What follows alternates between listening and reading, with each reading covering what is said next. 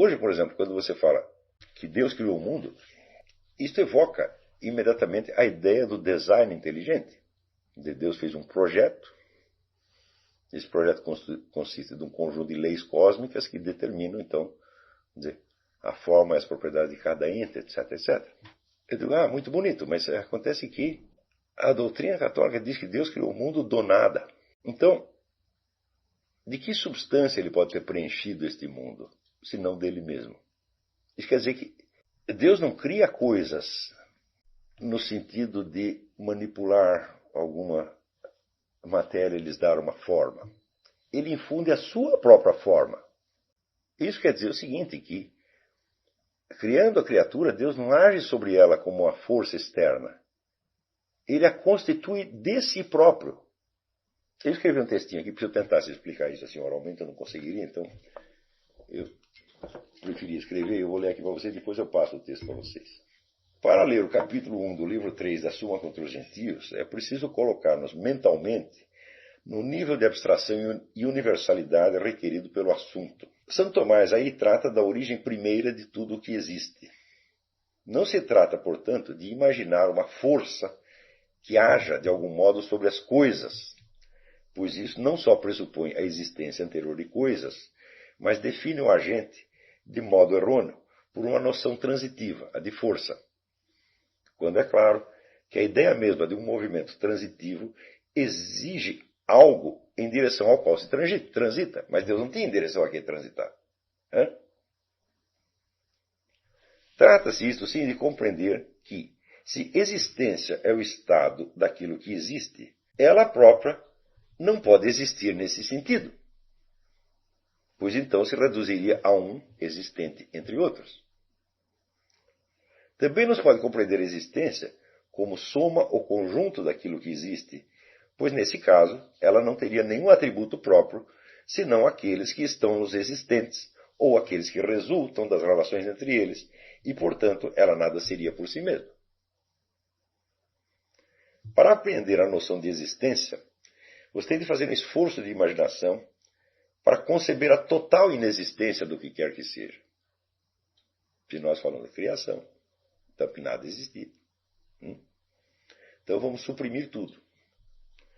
Suprima o cosmos, suprima a história, suprima todos os entes reais ou irreais, suprima até mesmo a consciência humana, a começar pela sua própria, e tente conceber o que sobra. É o nada. Sim, certamente é o nada. Se nada existe, você suprimiu tudo que existe, sobra o quê? O nada. Mas não pode ser o nada absoluto, porque sabemos que alguma coisa de fato existe. E se algo existe é porque é possível. Excluído todos os existentes, sobra um nada, mas um nada cheio de possibilidades. Se você excluir até mesmo essas possibilidades, você terá declarado que tudo é impossível. Mas você sabe que algo é possível, pois algo aconteceu. O nada que sobra quando suprimidos todos os existentes não é, pois, propriamente um nada, mas um feixe de possibilidades. Quais possibilidades? Todas as que se realizaram e todas as que ainda podem se realizar. Isso é o que chamamos existência, a possibilidade de que os existentes existam. A possibilidade dos existentes não existe como eles existem. Existe independentemente deles. Se a possibilidade fosse coexistente com os entes, todos eles teriam que existir ao mesmo tempo. E nós sabemos que não é assim. A possibilidade não depende dos existentes, os existentes é que dependem dela.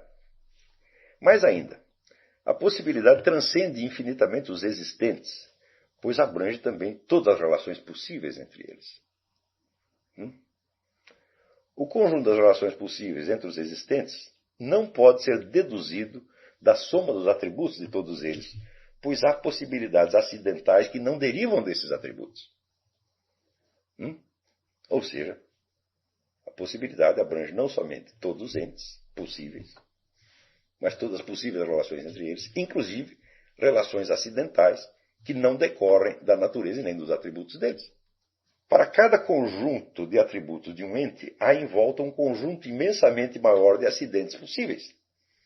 E estes, se são possíveis, fazem parte da possibilidade estão contidos naquele nada que você encontrou suprimir mentalmente a totalidade do que existe. A palavra possibilidade é usada, hoje em dia, apenas como medida de uma conjetura que fazemos sobre este ou aquele ente, sobre este ou aquele conjunto de entes, ou sobre este ou aquele fato. Mas uma coisa é a possibilidade considerada ao nível dos entes, isso é, tomando-se entes já existentes. Por exemplo, se perguntamos, é possível um burro voar? Você está subentendendo que existe burro, que existe voo, portanto que existe atmosfera, que existe espaço, que existe mais isso, mais aquilo, mais aquilo, mais aquilo. Então está usando a possibilidade no sentido de uma medida da sua conjectura. Mas uma coisa é a possibilidade considerada no nível dos entes, outra é a possibilidade considerada em si mesma, acima e antes da existência de qualquer ente. No primeiro sentido, a possibilidade é uma relação entre entes. No segundo, é a constituição desses entes como essências. A palavra essência designa o que um ente é independentemente de ele existir ou não. Portanto, já entende que na possibilidade estavam contidas todas as essências, não os entes existentes, que só passaram a estar lá depois de existir. Mas, o que é essência? É a forma da sua possibilidade. O que é a essência de um gato? É o que o gato será se ele existir. O que é a essência de um dragão verde com bolinhas cor-de-rosa? É o que ele será quando existir, se existir. Como cada ente existente é alguma coisa, isto é, tem alguma essência, e como tudo aquilo que existe é necessariamente possível, é forçoso concluir que no plano da possibilidade pré-existente, todas as existências já eram o que viriam a tornar-se na existência real. Ora, entre as essências existem relações lógicas e incontornáveis, independentes e prévias à existência dos entes que as manifestam. Os entes matemáticos ilustram isso de uma maneira esplêndida. Antes de que existisse qualquer objeto esférico, os pontos da superfície da esfera já eram equidistantes do seu centro. Antes de existir um quadrado, já era forçoso que, cortado pela diagonal, o futuro quadrado resultasse em dois triângulos isósceles. Portanto, se todas as essências já estavam presentes na possibilidade total, antes que qualquer ente a elas correspondente viesse à existência, temos de admitir também que todas as relações lógicas entre todas as essências possíveis já estavam contidas na possibilidade total.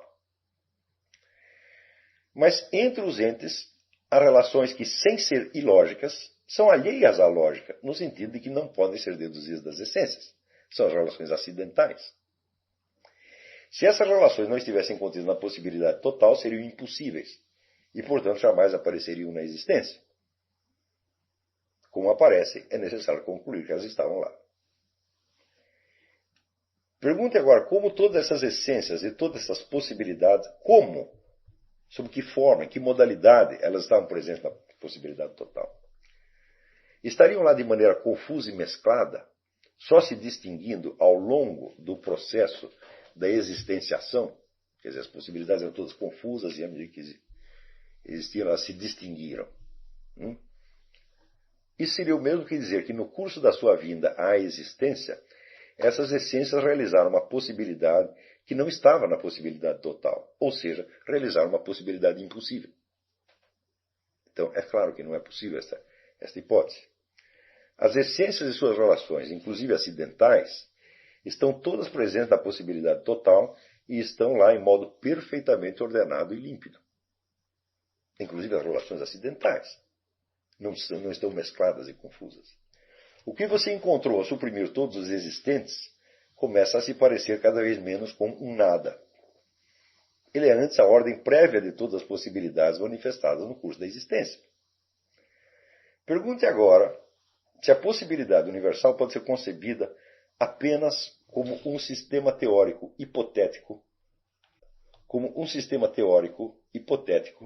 passivo e inerme, de equações ou relações lógicas quaisquer, sem nenhuma existência em si mesmo. A resposta clara é: se a possibilidade total não existe, não existe possibilidade nenhuma. A possibilidade universal não existe, portanto, como possibilidade no sentido fraco da palavra, como quando dizemos que um jogo de xadrez tem a possibilidade de terminar com a vitória das negras ou das brancas. Ao contrário, contendo em si todas as possibilidades da existência, ele abrange e contém a existência. Toda a existência. A existência deriva da possibilidade e não esta daquela. Contendo em si a existência, ela nem pode ser inexistente, nem pode existir como existem os entes. Ela tem uma modalidade especial de existência. Como diziam os escolásticos, ela existe de modo eminente. Ela existe mais do que a totalidade dos existentes. Contendo em si a existência na sua totalidade, bem como a inexistência que limita a existência, ela é a existência da existência. Está entendendo? Então, por favor, não conceba Deus como um ente supremo, né? Um ser supremo. Isso é figura de linguagem.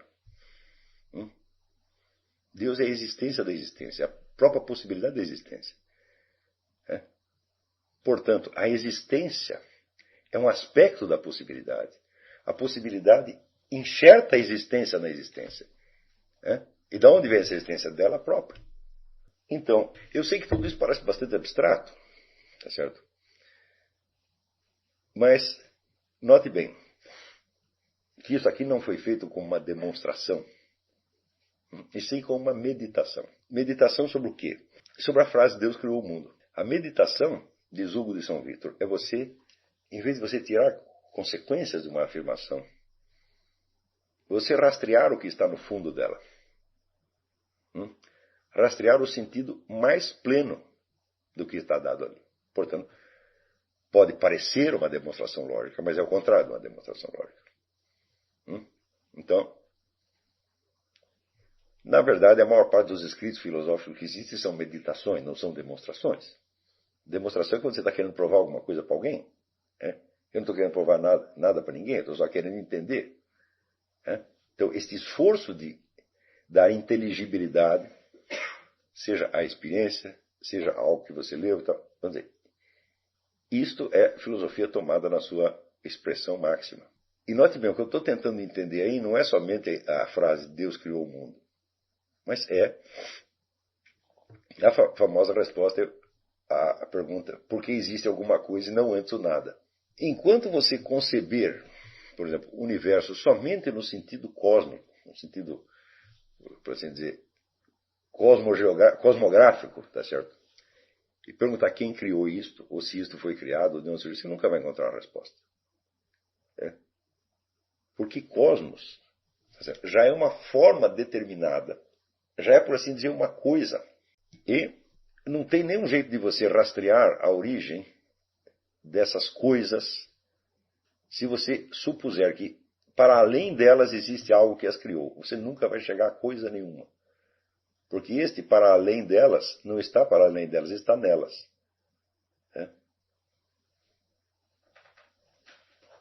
E está também para além delas. Você entende isso particularmente se você meter na sua cabeça o conceito do círculo de latência. Que cada ente que existe, ele só existe porque ele tem um feixe de possibilidades imenso que o circunda. Amputado deste círculo, ele não seria nada. Eu volto ao exemplo do cachorro que está deitado e você vê que o cachorro ele pode se levantar, ele pode latir, ele pode abanar o rabo, ele pode fazer uma série de coisas. Se ele não pudesse fazer nada disso, ele não seria um cachorro, ele seria uma imagem de cachorro. Portanto, nenhum ser é somente a sua presença atual. O ser é o seu círculo de latência. Então você não pode investigar a origem deste ente ou de todos os entes. Você precisa primeiro lembrar que eles não são a sua presença atual, eles são o seu círculo de latência. Eles são um conjunto de possibilidades. E aí, quando você pergunta qual é a origem desse conjunto de possibilidades, aí sim você chega a alguma coisa. Portanto, você tem que lembrar, você quer saber se Deus criou o mundo, Deus não fez assim. Ele primeiro criou a possibilidade do mundo. É esta que você tem que investigar. Aí você chega a alguma coisa. Tudo isso que eu estou dizendo estava, obviamente, na cabeça de Santo Tomás quando ele disse aquelas coisas. Porque ele sabia que todo mundo ia entender exatamente assim. Mas hoje as pessoas já não entendem assim. Porque os termos foram se carregando de outras conotações. Todas elas materializadas e coisificadas. De modo que nós temos que primeiro dissolver o sentido aparente do que o homem está dizendo, para daí, por baixo dela, encontrar, vamos dizer, a verdadeira vida daquelas palavras. Quando as pessoas dizem que estão buscando Deus, eu pergunto o que raio de coisa que eles estão buscando?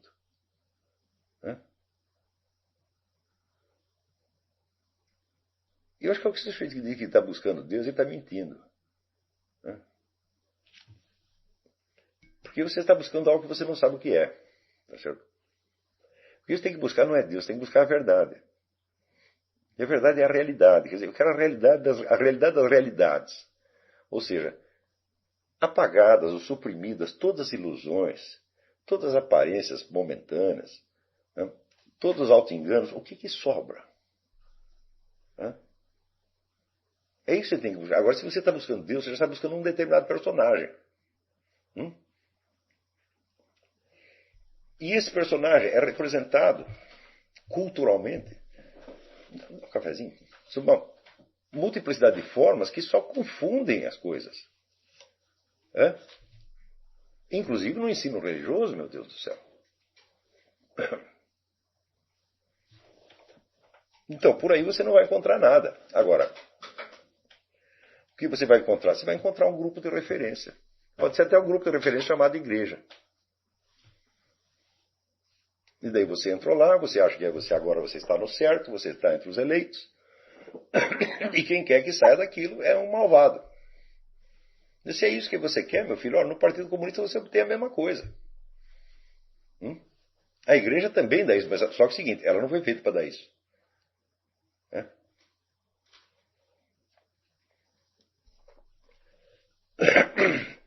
Então, é por isso que eu digo a esse rapaz que me foi mencionado, digo, meu filho, se você teve a pior desilusão da sua vida, você dê graças a Deus.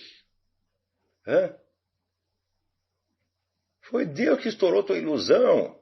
Ele não quer que você se apegue a essas coisas.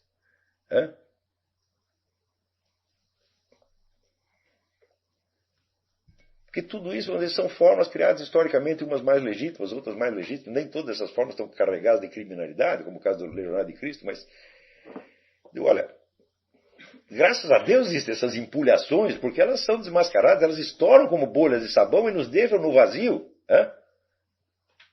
E é esse vazio que você leva perante Deus.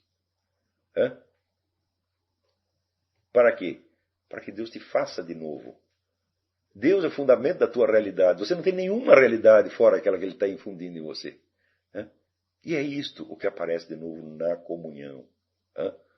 Quando o padre vai lá, põe uma hóstia na sua boca e diz, esse é o corpo de Cristo. O que é o corpo de Cristo, meu Deus do céu? É o conjunto da possibilidade universal da qual foi feita toda a existência. E que você está sendo feito de novo naquele momento. Não procure uma explicação física para isso, porque todas as explicações físicas são tão remotas em relação a isso. A física inteira não faria o menor sentido sem isso que eu estou dizendo aqui. A física é uma pobre especulação perto disto aqui. Isto aqui é a verdadeira ciência. Isto é a ciência das ciências. Isto é a verdadeira metafísica. Então, por que aquele pedacinho de pão é o corpo de Cristo? Eu digo, se ele não fosse o corpo de Cristo, você também não estaria aí. Um elemento importantíssimo é você entender que esse conjunto de possibilidades de existência ele não é necessário. São apenas possibilidades. E não há nenhuma razão, nem meia razão, para que o conjunto dessas possibilidades de existência se manifestasse em algum momento. Por quê? A possibilidade universal contém tudo em si mesma. Ela não precisa de nada. Não há nada fora dela. Então, é por isso que se diz que Deus criou o mundo por amor. Não tem outra explicação. Quer dizer, o que cria o mundo não é uma força física ou uma força metafísica. Não. É um ato de infundir a própria existência de Deus nas coisas. Deus constitui as coisas por dentro. Ele é as coisas. Ele é tudo que existe. Nada existe fora dele. Nele vivemos, nos movemos e somos, diz o apóstolo. Quer dizer, a busca de Deus, entre aspas, ela só faz sentido se você for capaz de se colocar no nível de abstração e universalidade que isso exige de nós. Nós não temos a visão intuitiva dessas coisas. Nós temos que meditar muito para chegar nela. E quando você lê ali 5 linhas de Santo Tomás de Aquino, ele diz, meu Deus, está tudo isso aí dentro. Aí você entende por que o homem é um doutor da igreja. Então, note bem, todos nós temos parentes, amigos, temos grupos de referência, etc, etc, etc, etc. Tudo isso, meu filho, vai sumir. Na hora da morte vai tudo isso sumir. Não vai sobrar nada, nada. Mas tem algo que não dá para sumir. Aquilo que você realmente é. A sua existência tal como Deus a constituiu. É só isto que sobra. E tudo o que foi da sua vida será confrontado com isto. E tudo será transformado em nada. Se você não tem nenhum pinguinho de conhecimento desse enigma que você é perante você mesmo, e que para Deus não é enigma nenhum, tá certo? Então você está liquidado, meu filho. Você escolheu nada. Está entendendo? Então é só isto o que interessa. Uma só coisa é necessária. Não tirar os olhos disso a sua vida inteira. E isto é o que a Bíblia chama de caminhar diante de Deus. Quer dizer, você está fazendo as coisas para que Deus veja.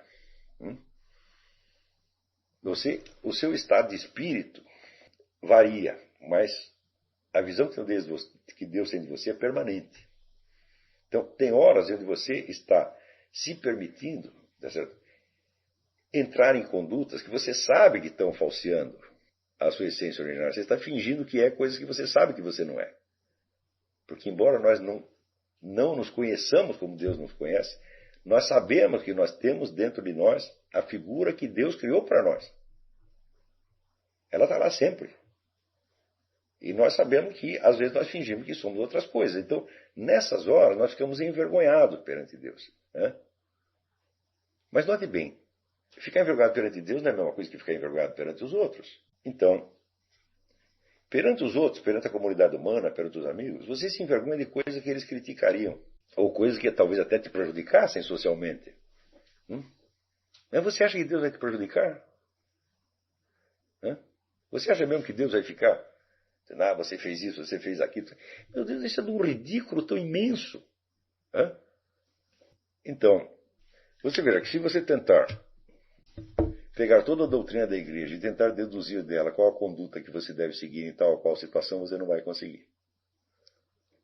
Porque já dizia Santo Tomás de Aquino que o problema é o seguinte: a ordem da moralidade consiste de uma série de regras gerais. E a vida moral constitui de uma série de situações particulares, vamos dizer, irredutíveis a outras situações. Então você nunca sabe exatamente o que você deve fazer. Não é isso?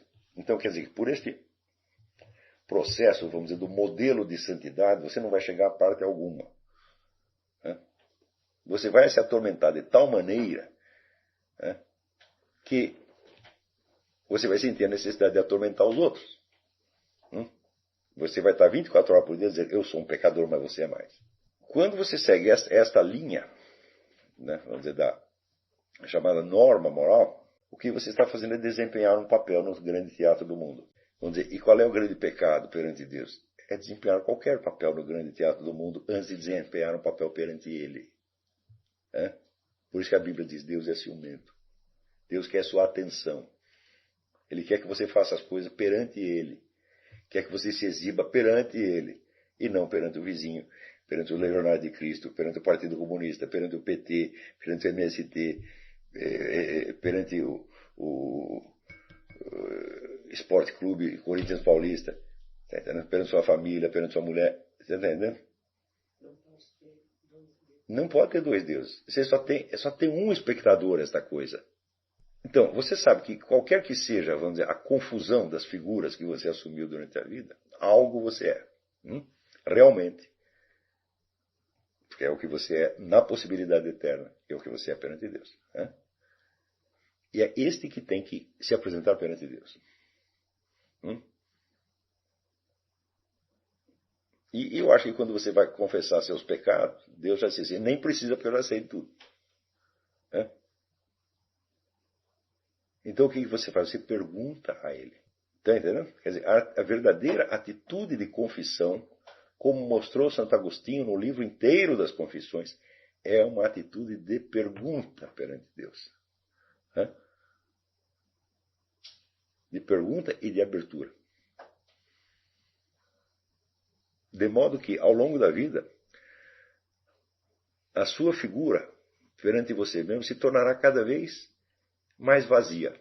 Cada vez você saberá menos sobre você. É? Eu sou assim ou assado, não sei. Porque nenhum ser humano pode se definir efetivamente nessa clave, porque esta é a clave do teatro. Essa é apenas uma aparência. É? Você pode estar assim ou estar assado, estar parecendo isto ou parecendo aquilo. É?